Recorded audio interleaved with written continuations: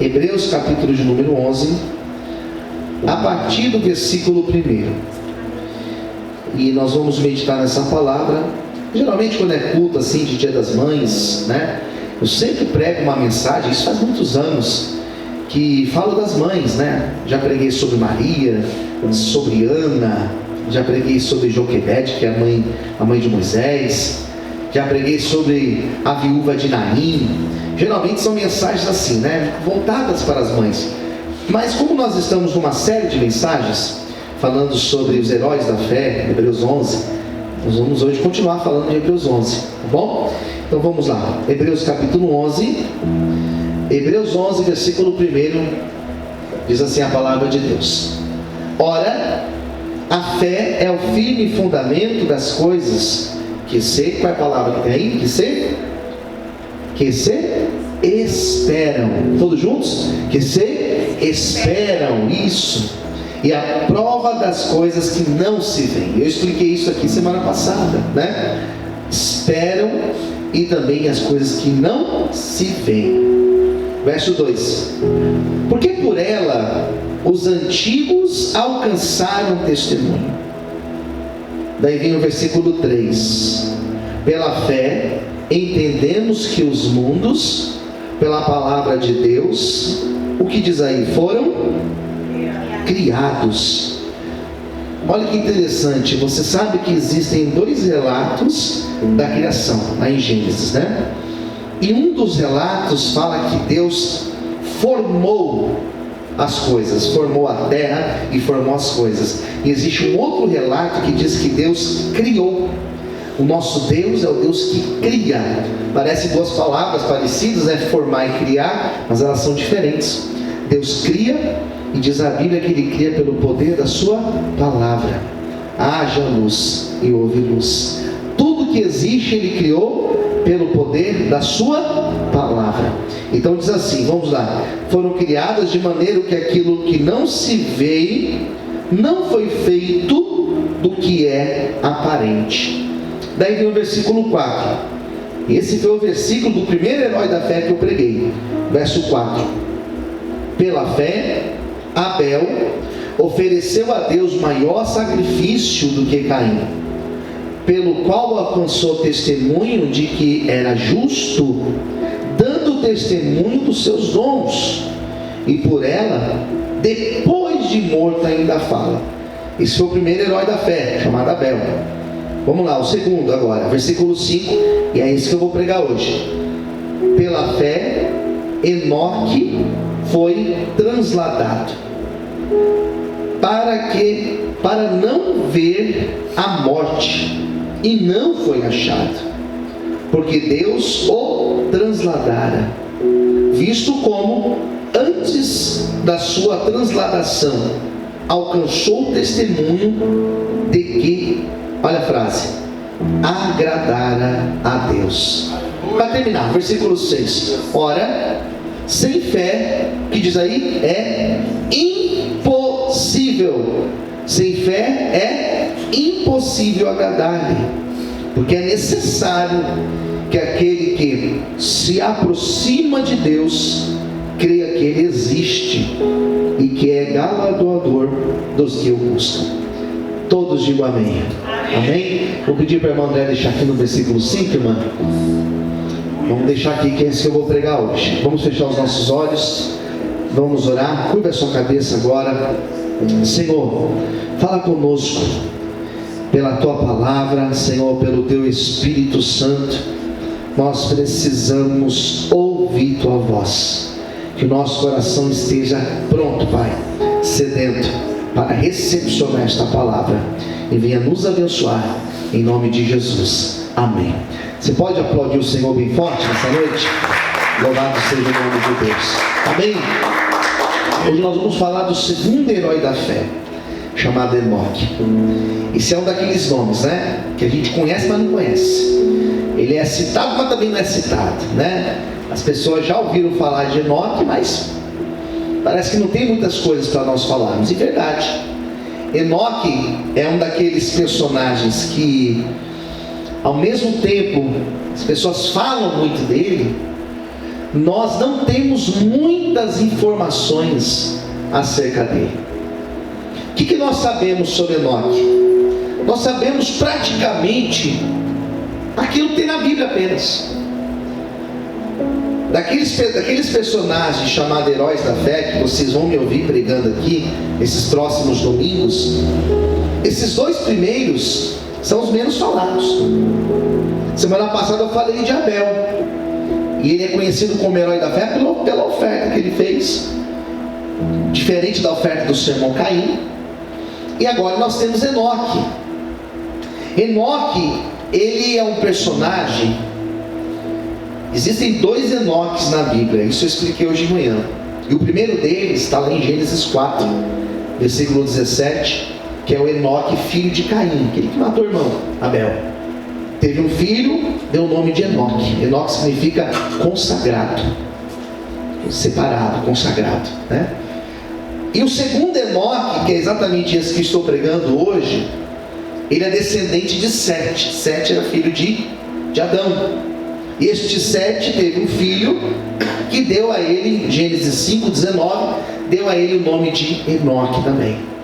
Então são esses dois Enoques que nós temos. Esse Enoque, ele foi alguém importante. Se você conhece a história, você sabe que Enoque, ele teve um filho chamado Metusalel, que foi o homem que mais viveu na história da humanidade. Diz a Bíblia que ele viveu 969 anos. Ele viveu quase 1000 anos. Era diferente dos dias de hoje, bem diferente, né? Hoje quem vive muito, nós temos relatos de pessoas que chegam aos 100 anos, pronto, viveu muito. Nesta época não, ele viveu 969 anos. Esse mesmo Enoque, ele foi bisavô de Noé. Noé, eu vou pregar sobre ele semana que vem. Ele foi bisavô de Noé. E ele viveu menos. Enoque viveu apenas 365 anos. Parece muito, mas para aquela época não era muito. Os homens viviam 600, 700 anos. Ele viveu somente isso, 365 anos. O que a Bíblia fala sobre ele? Nós temos aqui aos Hebreus, falando que ele foi um herói da fé. Diz a Bíblia que ele deu testemunho e que ele agradava a Deus. Pronto, são as informações que nós temos. E que ele foi transladado. E esse termo transladado, para quem não sabe, significa que Enoque não provou a morte. Nós temos na Bíblia inteira dois exemplos, dois homens que não provaram a morte: Elias, que Deus levou, e Enoque também, que Deus levou. E nós sabemos que nós, seres humanos, todos nós, sem exceção, nós somos feitos de três matérias. Todos nós somos feitos de corpo, de alma e de espírito. Quem entendeu, diga amém. Amém? Existem outros teólogos que dizem que nós somos feitos apenas de duas matérias: corpo e alma. A alma é a parte imaterial, alma e espírito estão ligados, né? E o corpo, que é o corpo físico. Biblicamente, parece que nós somos feitos sim de três matérias. O corpo é essa matéria física, esse corpo físico que nós possuímos, que quando nós morremos volta ao pó, se desfaz. Nós temos a alma, onde tem o centro dos nossos sentimentos, onde nós temos as emoções, a nossa alma, e justamente a alma é o que vai prestar contas perante Deus naquele grande dia. E nós temos o espírito. E esse espírito que nós temos é o sopro de Deus, é o soprar de Deus, é o ruá, como está lá em Gênesis, é o sopro de Deus. Diz a Bíblia que quando nós morremos, o espírito volta a Deus que o deu, seja um homem justo ou injusto, crente ou ímpio. Quando ele morre, o seu espírito volta para Deus. A carne física, o corpo fica aqui, e a alma vai prestar contas perante o Senhor. Esse é o normal de todo ser humano. Nós morremos. O que acontece quando a gente morre? O corpo físico fica, a alma vai perante Deus. E diz a Bíblia que naquele grande dia, no dia do arrebatamento da igreja, os mortos ressuscitarão. O que significa isso? O nosso corpo vai ressuscitar e nós teremos um corpo glorificado na presença do Senhor. Esse corpo físico aqui será glorificado e nós estaremos perante Deus. Quem entendeu, diga amém. Amém. Quem tem esse corpo já glorificado? Na Bíblia nós temos o exemplo de Jesus. Jesus não era um fantasma. Jesus, quando ressuscitou, ele tinha corpo. Ele falou para Tomé: toca aqui, sinta as feridas nas minhas mãos. Corpo físico, mas é um corpo glorificado. Elias está perante Deus com um corpo glorificado. Enoque já está perante Deus com seu corpo glorificado. Quando Enoque foi levado, ele não foi levado só a alma dele. Diz a Bíblia que ele foi levado corpo e alma e espírito. E ninguém achou o corpo dele. Por quê? Porque Deus levou o corpo, alma e espírito. Se uma pessoa hoje morre em Cristo, daqui a 10 anos você vai lá no cemitério e vai estar lá os restos mortais. Enoque não. Por quê? Porque Enoque foi levado corpo, alma e espírito. Quem entendeu, diga amém. Amém. Isso é transladado. Apenas esses dois personagens foi transladado. Eu achei muito interessante porque diz a Bíblia lá no livro de Gênesis, no capítulo 5, quando conta essa história, fala que Deus tomou para si Enoque. Eu acho isso lindo, irmãos. Dá a impressão que Deus olhou assim e falou: esse aqui é meu, eu vou levar ele embora. E simplesmente Deus levou. Existem pessoas às vezes que servem a Deus de uma forma tão gloriosa, queridos, que dá essa impressão que não é que a pessoa morreu, né? E morreu e sei lá. Dá a impressão que Deus falou: esse aqui é meu, vou levar para mim. Foi exatamente isso que aconteceu com Enoque. Quem entendeu, diga amém, queridos. Por quê, pastor? Porque ele agradava a Deus, porque ele andava na presença do Senhor. E eu separei algumas coisas, porque algumas ideias para falar sobre isso aí. Por que Enoque agradou a Deus? O que ele tinha de diferente? Eu quero apresentar para vocês. Primeiro, a Bíblia vai falar de Enoque. Tem uma outra passagem que está em Judas.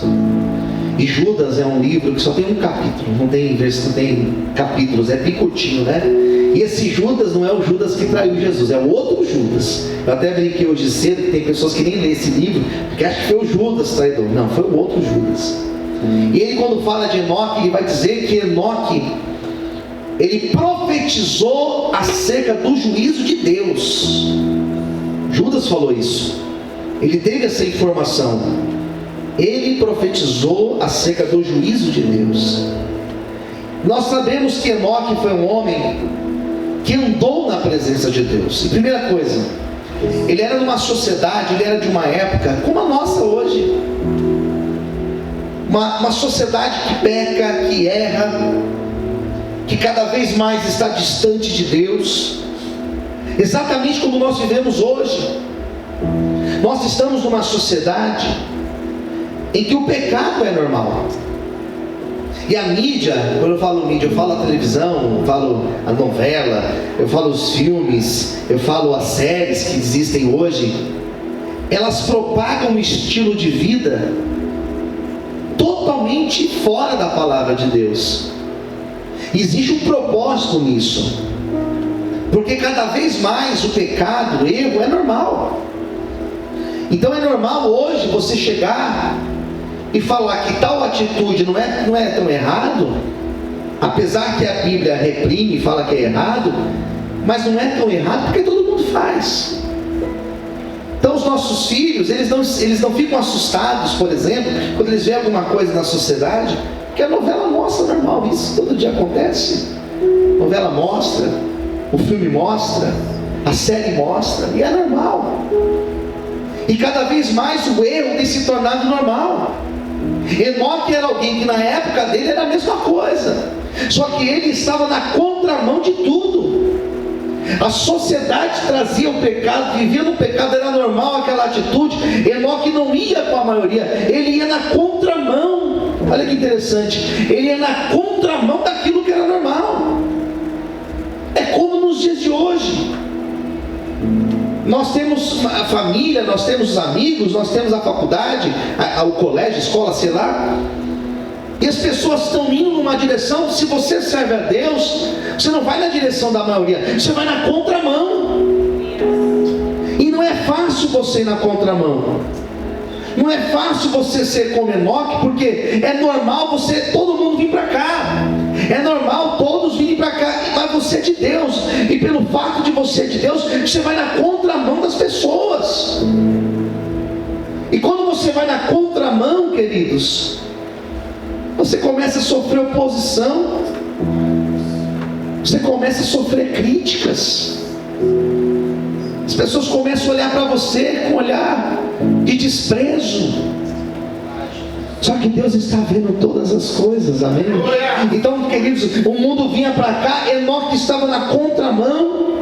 O mundo ia para um lado, mas ele estava na contramão. Mas ele tinha Deus na vida dele. Aleluia! Nós estamos numa época em que as pessoas, elas estão indo para um lado. Nós que servimos a Deus, nós estamos na contramão de tudo isso. Mas é normal. Mas isso é natural, pastor.